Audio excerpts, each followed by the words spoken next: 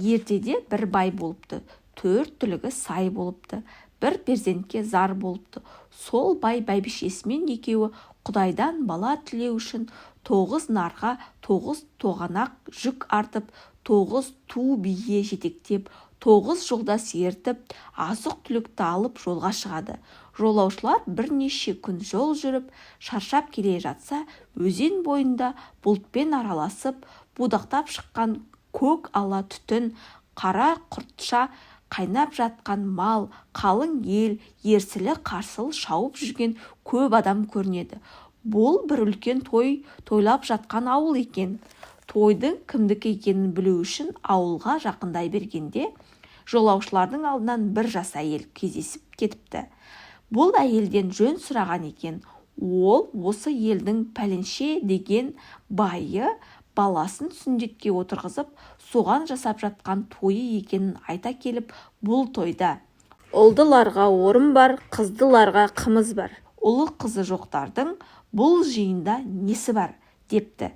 Суырылып сумаңдап, сұр жыландай қадалған келіншектің сөзіне бұл екеуі қатты назаланып, баламыздың жоқтығын бетімізге басты деп, 9 нарды жарып, 9 тоғанақты қиып, 9 жолдасты елдеріне қайтарыпты.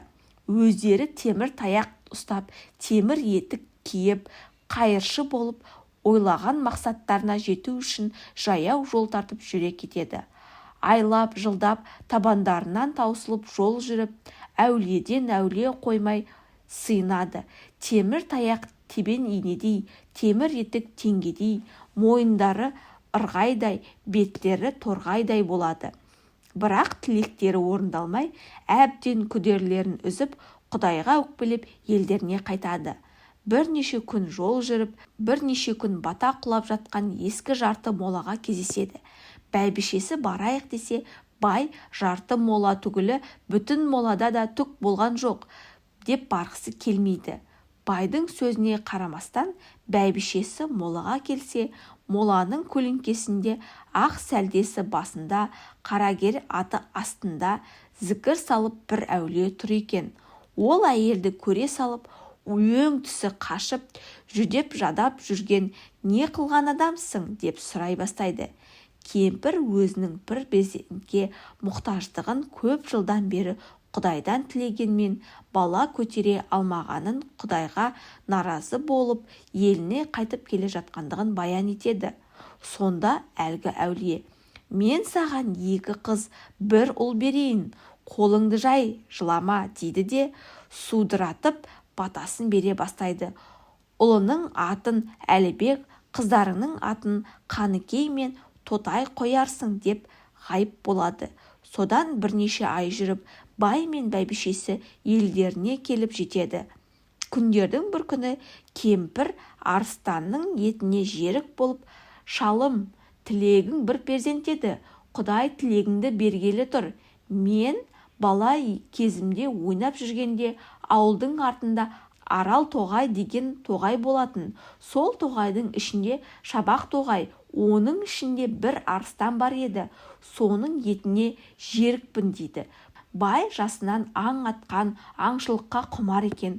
Арыстан іздеуге бармақшы болады. Ертең ерте тұрасың, ақ бозатқа мінесің, қынай белді буасың, қылышыңды мойныңа асынасың. Арал тоғай ішінде Шабақ тоғай ішінде шөкесінен түсіп жатқан арыстанды әкелесің дейді де, сонда кемпірі: «Бай ертеңінде ерте тұрады, ақбоз атқа мінеді, қынай белді буады, қылышын мойнына асынып, Арал тоғайға барады. Арал тоғай ішіндегі Шабақ тоғайға барады. Шабақ тоғайдың ішінде аралап келе жатса, бір арыстан шекесінен түсіп, 2 көзі оттай жайнап, байға атылуға дайындала бастайды. Сонда бай жақындап келіп арыстанға: «Арыстаным, қабыланым, маған шаппа, айға шап. Айға шапсаң 1000 күндік, маған шапсаң 1 күндік» деген екен. Байдың мақтауына масаттанып, 1000 күндік азықты бірден алмақ болып, арыстан айға шабады. Айға қайдан жете алсын? Мойны үзіліп мерт болыпты. Сол жерде мерген арыстанға оқ шығармай, қанжа салып, басын кесіп алып, денесін екіге бөліп Ақбозатқа артып алып, Ақбозатты жеделдете тебіне сипай қамшылап, желе жортып, қуанышы қойнына сыймай үйіне келеді. Келе сала арыстанның етін тай қазанға асып пісіреді де үлкен астауға турап жерік болған бәйбішесіне береді.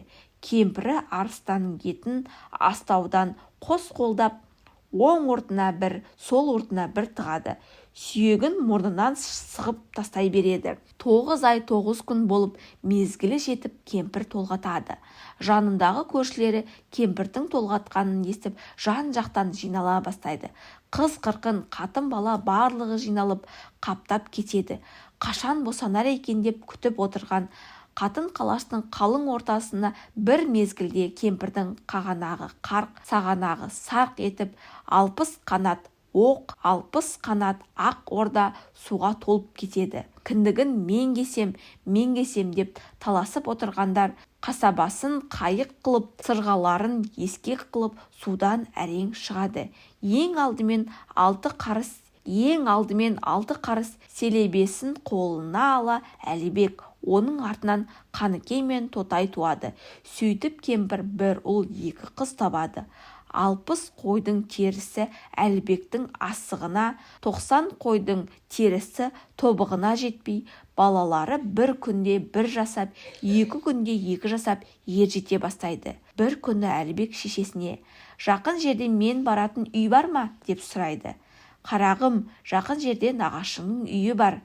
Соған барып, көңіліңді көтеріп, ойнап күліп қайт» дейді. Әлібек шешесі айтқан нағашысының үйіне бармақшы болады. Жылқыға келіп, жылқышыға ат ұстатып мінсе, әкесінің жиған малынан оны бірде-бірі көтере алмай, жылқылардың белі үзіліп қала береді. Әлібек нағашысының үйіне жаяу барады. Нағашысы алдынан шығып, жиенінің келгеніне қуанып, жаяу келуінің себебін сұрайды. Әлібек ыза болып: «Әкем жылқы жимай ит жиған екен. Осында мініп келуге бір ат таба алмай жаяу келдім. Нағашы, маған лайықты мінетін ат беріңіз» дейді. Нағашысы жылқыдан өзі таңдап алуына ерік беріп, жылқысына ертіп келгенде, өзге жылқыдан өзгеше бір қызыл құнан көзіне түсе кетеді. Әлібек ұстап алып, қарғып мініп, қызыл құнанмен шапқылап отырып шешесіне келеді. Шешеке, нағашымның үйінен келген құнаныма ат қойып беріңіз» дейді. Сонда шешесі: «Орғи жүретін ор қызыл болсын» деп батасын береді. Тағы бірде нағашысының үйіндегі Құмарлан деген ит күшіктегелі жатқандығын естіп, Әлібек нағашысына қайта келеді. Нағашысы алдынан шығып: «Жиенжан, неге келдің?» деп сұрайды. «Сіздің Құмарлан атты итіңіздің бір күшігін қалап келдім, нағашы» дейді Әлібек. Нағашысы: «Құмарланға өзің барып жыр айтып, мақтап алмасаң, ол күшігін ешкімге бермейді» депті. Сонда Әлібектің айтқаны: «Ей Құмарлан, базардағы пістедей мұрның сұлу Құмарлан, 6 таспа қамшыдай жоның сұлу Құмарлан, тізіп қойған моншақтай түсің сұлу Құмарлан, бір күшігін берсең шай». Құмарлан шынында мақтауды жақсы көретін ит екен. Әлібектің мақтағанына разы болып, артқы аяғымен бір күшігін сермеп тастай салады. Әлібек күшікті алып шешесіне келіп: «Шешеке, нағашымнан әкелген күшігіме ат қойып беріңіз» дейді. Сонда шешесі қолын жайып: «Аты Құба-құс болсын» дейді. Бұған қосымша Қара бүркіт атты жақсы құсты да тауып алады. Әлібек ор қызыл, Құба-құс, Қара бүркіт үшеуін сылап-сипап, бойына шаң жуытпай жақсылап өсіреді. Бір күндері үйіне Әлібектің досы келеді. «Я, достым, менен не қалай келдің?» деп құрмет көрсетеді. Оған Әлібек: «Батыр іштен ала туған 6 қарыс селебеңді қалай келдім?» деп жауап береді. Әлібек: «Достым, селебемнің ісі қиын. Селебені жасауға келгенде 41 ұста жиылған, егеуіне келгенде 50 ұста жиылған, тоспауына келгенде тамам ұста жиылған, селебем қыныма сыйынған, Қаным басыма сыйынған, басым барып әулиеге сыйынған, сондықтан селебемді бере алмаймын дейді. Досы, ендіше күшігіңді бер дейді. Әлібек, күшігімнің ісі одан да қиын. Бұл күшігім туғанда қол баулының түлкісі қолаңдасып жүрген күн, ел баулының түлкісі елеңдесіп жүрген күн, жасаулы мен байсалы құшақтасып жатқан күн, күндер басын қоя алмай шөмішмен қатқан күн, сондықтан күшігімді де бере алмаймын дейді. Досы батырдан қалағанын ала алмай ашуланып шығып кетеді. Досының ашуланғаны батырдың ойына кіріп те шықпайды. Өзінің ор қызылын қыран құсын баптай береді. Бір күндері ор қызылының ойнақтағанын, асығынан жер қазып көрмеген тұрмағандығын, құба құстың ырылдап үйге жатпағандығын, қара бүркіт құстың саңқылдап томағаға шыдап отырмағандығын көріп, батыр шыдай алмай аңға шығады. Алдынан бір ақ марал кездесіп, «Ей құба-құс, дөңгелек біткен мүйізім, сайға бітсін демеймін. Қолқалы жүрек, қос бүйрек, тәттісін оның жемейсің. Алты тарау ақ мүйіз адыра қалсын демейсің. Артымдағы үш бұзау жетім қалсын демейсің» деп қайғырады. Бұл сөзге құба-құс, дөңгелек біткен мүйізің сайға бітсе қайтейін, құйрық жесем қой десем шешекем көңілін қайтейін, орғи-орғи жүгірген ор қызыл көңілін қайтейін, қолқалы жүрек қос бүйрек тәттісін оның қайтейін деп жауап беріп маралды бас салады. Батыр құба-құстың қимылына разы болып маралды теңдеп қуана-қуана ауылына келеді. Алдынан шешесі шашын жайып бетін жыртып шыға келіпті. «Ойбай балам, зәр жейін, зәр жегенде қан жейін, сен жоқта үйге шүңілгір» деген батыр келіп бір аяқ саумал ішіп кетті. Бүгінгі күні Әлібекті өлтіріп Қаныкей мен Тотайды алам деп кетті. Мына жатқан соның ізі дейді. Әлібек шүліңгірдің астындағы алты құлаш ала байталының ізіне қараса, оттың орнындай болып жатыр екен. Бұрын мұндай керемет батырлармен кездесіп көрмеген еді. Екі көзінен қан ағып, зар жұтып жылаған шешесін көрген соң тағат қылып тұра алмай, атының басын бұрып алып шөліңгірді қуып кетеді. Көп ұзамай ауылдың сыртқы жағында тоғай арасында күннің батуына қарап, қабағынан қар, кірпігінен мұз жауып, Әлібекке шабуыл жасамақ тосып тұрған қаһарлы шүліңгірге кез болады. Әлібек шүліңгірдің қаһарлы кескінінен қауіптеніп, «Ой шүліңгір, ор қызылдай ат берсем, мінер ме едің шүліңгір, қара бүркіт құс берсем, салар ма едің шүліңгір, құба құстай ит берсем, жүгірер ме едің шүліңгір, оған разы болмасаң, Қаныкей мен Тотайды қоса берсем екеуін құшар ма едің шүліңгір» деп жалынады. Сонда шүліңгір, «Қара бүркіт құсыңды құс салдырсам аламын, ақ құбадай итіңді, құба құстай итіңді ит жүгіртсем аламын, ор қызылдай атыңды атқа мінсем алармын, Қаныкей мен Тотайды Әлібекті өлтірсем аламын» депті.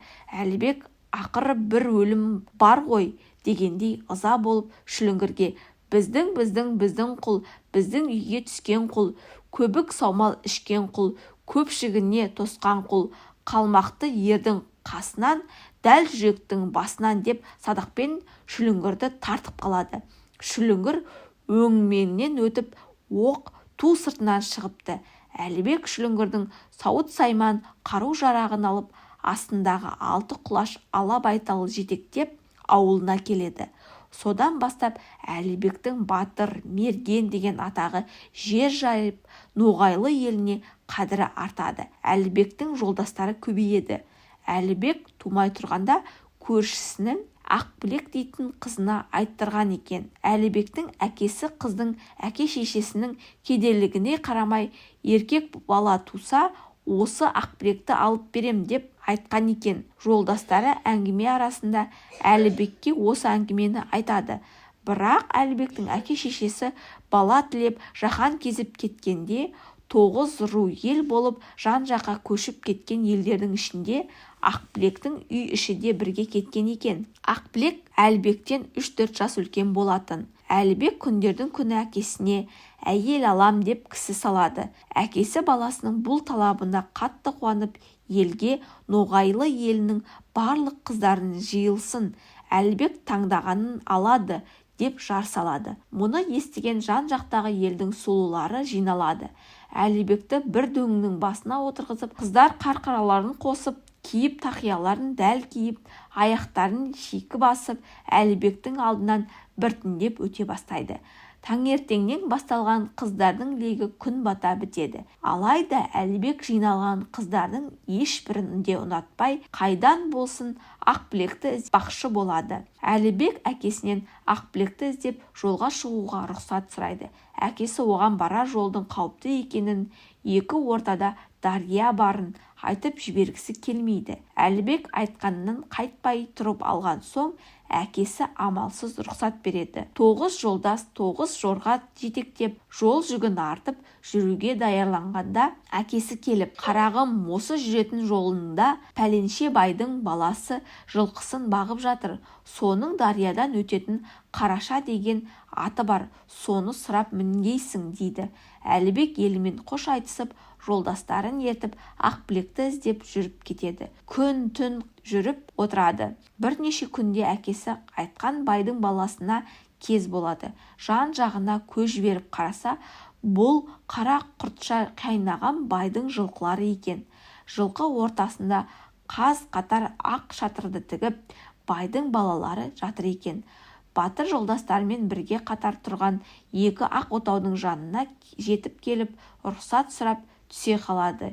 Екі үйдің ортасында мойны кере құлаш, екі көзі оттай жайнап, асығынан жер қазып кермеде тұрған аттың тұрпатына батырдың көзі түседі. Байдың баласы сыртқа шығып, келген қонақтарды күтіп алып, құрмет көрсетіп үйге кіргізеді. Ат соғып, шаршап келген қонақтар шай ішіп, тыныққан соң бай баласы олардан жөн сұрасады. Әлібек батыр бұл жерге Қараша атын сұрай келгенін, пәленше елге дариядан өтіп кеткен жесірін іздеп бара жатқанын айтады. Бай баласы Қараша атты беріп, батырдың қалауын орындамақ болады.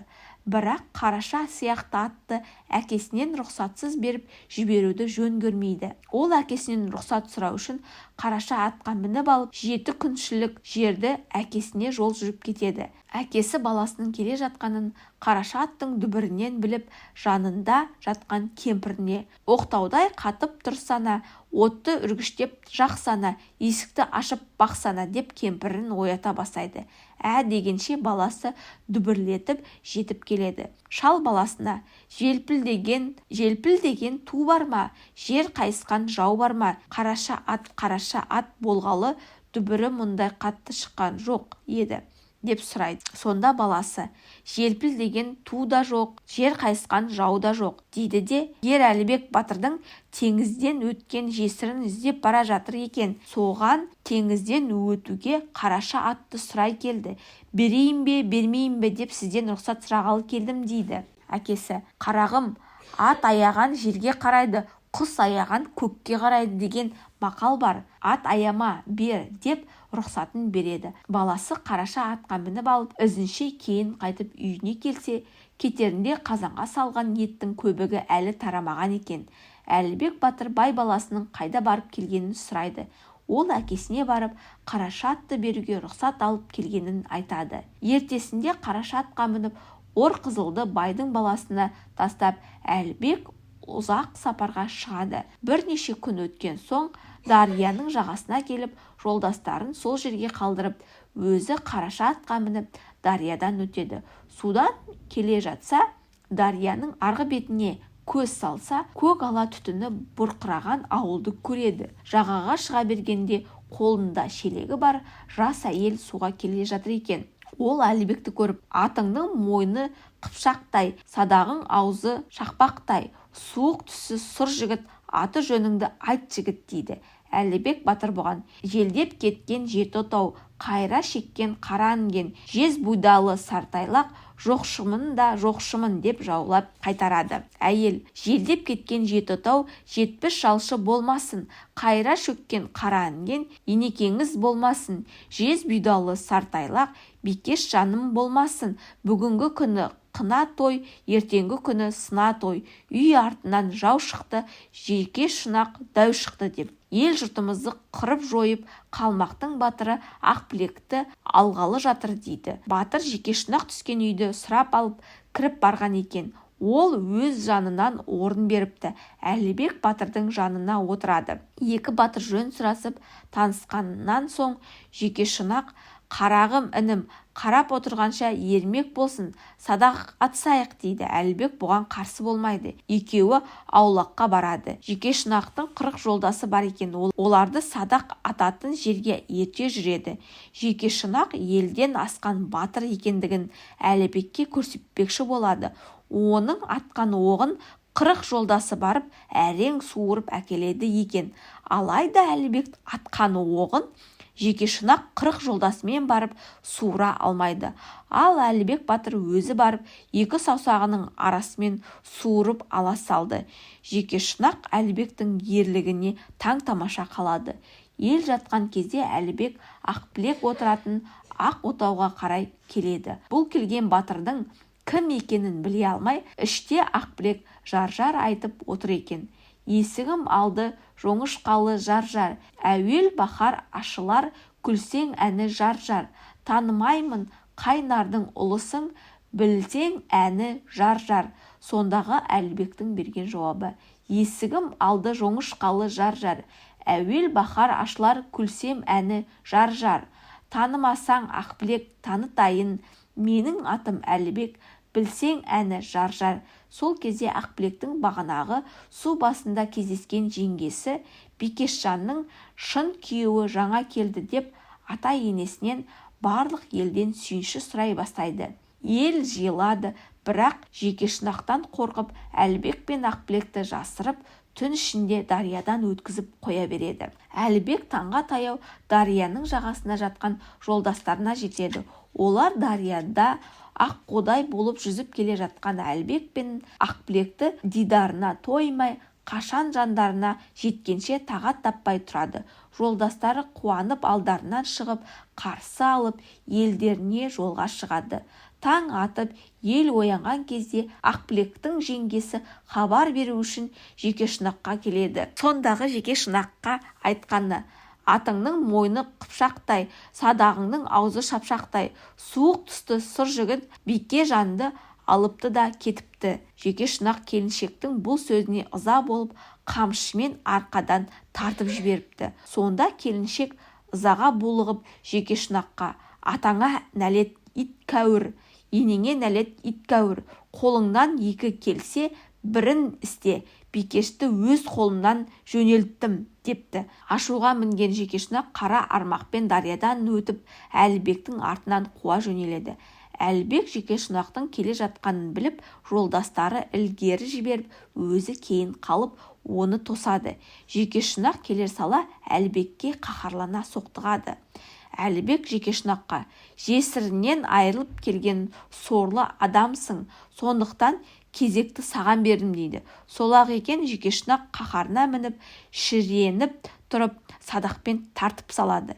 Әлібек аман қалып кезек алады да: қақ жүректің басы деп, өлер жері осы деп садақ тартқанда Жекешнақ атынан өкіре құлайды. Әлібек кешке қарай жолдастарына жетеді. Олар 1-2 күн өткен соң кешқұрым бір жерге келіп түнемек болады. Жекешнақпен атысқанда жараланған жерін ескермей қансырап қалған Әлібек осы арада талып қалады. Ақбілек зар жылап, жолдастары улап-шулап қайғыға батып, Әлібекті өлдіге санап, бірақ оны көмуге қимай, сол жерде тастап, Қараша атты көшке тіреп жүріп кетеді. Бір күні көшке тіреулі келе жатқан Қараша ат қапаладып, хайуан да болса өзінің есін жоқтап, шылбырын үзіп, Әлібекті тастап кеткен жерге келеді. Қайғырып батырдың кеудесінен иіскеп тұрады. Сол мезгілде арт жағынан бір топ құлан жайылып келеді. Екі көзінен жасы мөлт-мөлт төгіліп тұрған Қараша ат жақындап келген құланды артқы аяғымен теуіп жібереді. Тепкен кезде көп құланның ішінен бір құлан мұрттай ұшады. Ал басқа құландар бұған қарамай өз беттерімен жайылып жүре береді. Жығылып жатқан құланның талып жатқаны я болмаса өліп жатқаны белгісіз. Біраз уақыт өткен соң тағы бір топ құлан жайылып келеді де, жығылып жатқан құланға бір топ көдені шайнап-шайнап бүркіп жібереді. Жығылып жатқан құлан ұшып тұра келіп, сілкініп келген құландармен бірге ойнақтап жүре береді. Жығылған құланды қалай тұрғызып алғанын байқап тұрған қараша ат бір түп жусан көдені жұлып алып, шайнап-шайнап Әлібекке бүркіп жібереді. Сол мезетте Әлібек селк ете түсіп, ұшып тұра келеді. Жан-жағына қараса, көштері көрінбейді, тірі жан жоқ. Қараша атқа мініп алып, көштің артынан кетеді. Қараша ат күншілік жер озып кеткен көшке көзді ашып жұмғанша жеткізеді. Жоқтау айтып қайғырып келе жатқан Ақбілек сұлу мен жолдастары алыстан қараша аттың ойнақтап келе жатқанын көріп тоқтай қалады. Әлібекті келіншегімен және жолдастарымен табыстырып, өзін қараша аттың оятып алғанын айтып береді. Сөйтіп тағы бірнеше күн жол жүріп, жолаушылар өздерінің елдеріне жетеді. Әке-шешесі баласы мен келіннің аман-есен келгеніне қуанып, аста төк той жасайды. Қараша атты берген байдың баласына үлкен сый беріп разы қылады. Ал Әлібек батыр мен Ақбілек сұлу бақытты өмір сүріп мұратына жетеді.